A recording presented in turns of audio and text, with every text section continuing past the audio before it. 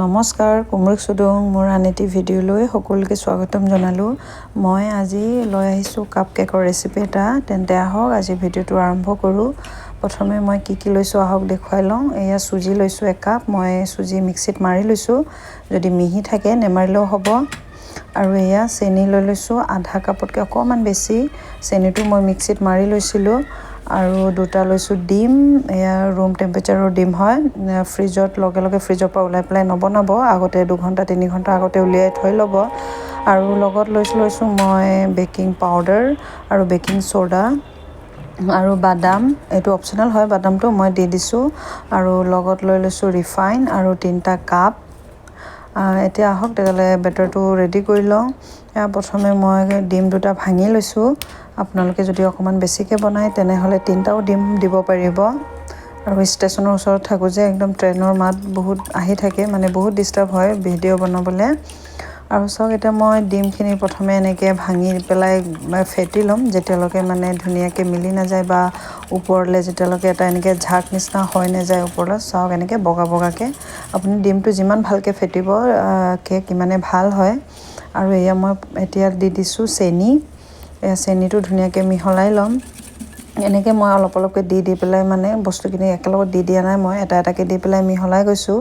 আৰু ইয়াত দি দিছোঁ ৰিফাইন মই ৰিফাইন দিছোঁ আধা কাপতকৈ অকণমান বেছি আপোনালোকে যদি ৰিফাইন নাথাকে তেনেহ'লে ঘি বা বাটাৰ যিকোনো দি বনাব পাৰিব আৰু ইয়াত এই তিনিওটা মিলোৱাৰ পাছত ইয়াত মই এটা চুজিখিনি দি যাম চুজিটো মই একেবাৰে দি নলওঁ এনেকৈ দুবাৰ তিনিবাৰকৈ অলপকৈ দি ঢালি মিহলাই যাম তেতিয়া মানে কি হয় আপোনাৰ চুজিটো মানে গোটা হোৱা চান্স নাথাকে ধুনীয়াকৈ মিলি যায় এয়া চাওক মই এনেকৈ দুবাৰ তিনিবাৰমানকৈ অলপ দি পেলাই এনেকৈ ফেটি ল'ম আৰু এতিয়া অকণমান লিকুইড নিচিনা লাগিছে প্ৰথমত কিন্তু মই 10 মিনিটমানৰ কাৰণে যেতিয়া ৰেষ্টত থৈ দিম তেতিয়া চুজিখিনি অকণমান ফুলি উঠে তেতিয়াৰ পৰা জোখত হৈ যাবগৈ আৰু মই এতিয়া এই সময়তে মই বেকিং পাউডাৰ আৰু বেকিং সোডা মিহলাই নিদিওঁ মই এতিয়া এইটো 10 মিনিটমানৰ কাৰণে ঢাকি পেলাই থৈ দিলোঁ আৰু তেতিয়ালৈকে মই এতিয়া এয়া মানে কাপখিনি মই ৰেডি কৰি ল'ম ইয়াতে মই ৰিফাইন অইল দি ধুনীয়াকৈ সানি ল'ম আপোনালোকে যদি এনেকৈ ব্ৰাছ নাথাকে আঙুলিৰেও সানিব পাৰিব মোৰ আছিলে বাবে মই ব্যৱহাৰ কৰিছোঁ এনেকৈ মই এটা তিনিওটাতে ৰিফাইন অইল লগাই ল'ম আৰু ৰিফাইন অইল লগাই দিয়াৰ পাছত ইয়াতে আটা বা ময়দা দি মানে গোটেই চাৰিওফালে ধুনীয়াকৈ লগাই দিম তেতিয়া কি হয় পাছত মানে আপোনাৰ কেকটো উলিয়াবলৈ বহুত মানে দিগদাৰ নহয় সুবিধা হয় সেইকাৰণে এনেকৈ লগাই ল'ব আপোনালোকে ময়দাও ব্যৱহাৰ কৰিব পাৰিব মই ময়দা নাই দিয়া আটা দিয়ে লগাই লৈছোঁ এয়া চাওক মোৰ 3টা কাপ ৰেডি হৈ গৈছে আৰু ইয়াতে মই এতিয়া চাওক ইয়াত 10 মিনিটমানৰ পাছত আপোনালোকক দেখুৱাইছোঁ এয়া চাওক তাৰ জোখতে হৈছে ইয়াতকৈ আৰু বেছি মই আৰু টান নকৰোঁ আৰু ইয়াতে এয়া বেকিং পাউডাৰ আৰু বেকিং সোডা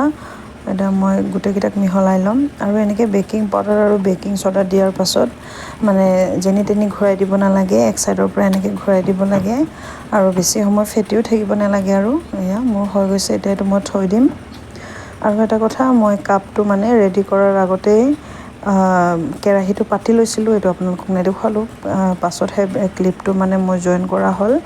এয়া চাওক মই এতিয়া ইয়াতে কাপত মানে কেকৰ বেটাৰখিনি ভৰাই লওঁ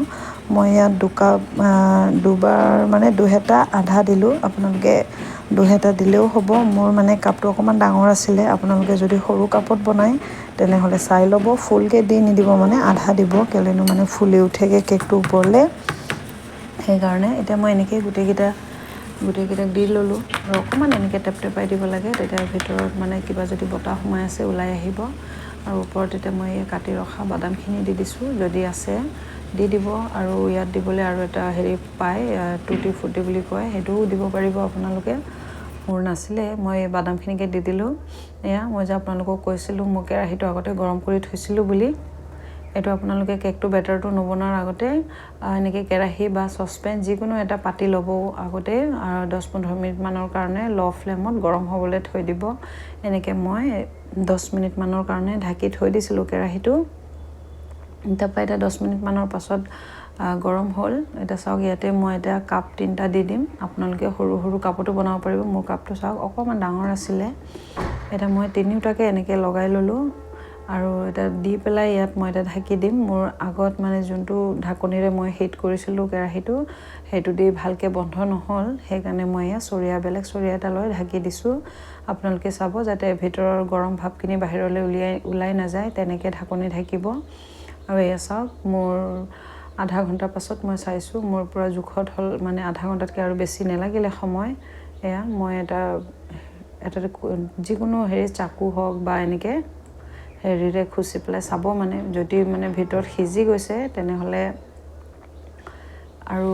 দিব নালাগে যদি লাঠিত বা চাকুত এনেকৈ লাগি আহে তেনেহ'লে আকৌ 5-10 মিনিটমানৰ কাৰণে আকৌ দি থৈ দিব এয়া চাওক আপোনালোকক মই এটা কাটি পেলাই মানে উলিয়াই পেলাই দেখায়ো দিম দেখিছে নহয় বহুত ধুনীয়াকৈ মানে সিজি গৈছে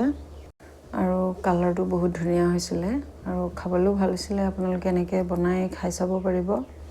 আৰু চুজিৰ সলনি আটা বা ময়দা যিকোনো ব্যৱহাৰ কৰিব পাৰিব চাওক এনেকৈ মই এতিয়া উলিয়াই পেলাই দেখাই দিছোঁ গোটেইকেইটা এয়া চাওক আৰু আপোনালোকক কাটি পেলাইও দেখুৱাই দিম আৰু মই ইয়াক অকণমান গৰমে কাটিছিলোঁ সেইকাৰণে অকণমান কোমল হৈ আছিলে এয়া চাওক মই গোটেইকেইটা এনেকৈ কাটি ল'লোঁ দেখাই দিছোঁ ওচৰত আনি স্পঞ্জিও হৈছিলে খাবলৈ মানে কেকটো এয়া এনেকৈ এবাৰ বনাই খাব আৰু নতুন এটি ভিডিঅ'ত পুনৰবাৰ আকৌ লগ পাম তেন্তে আজিলৈ আহোঁ বাই বাই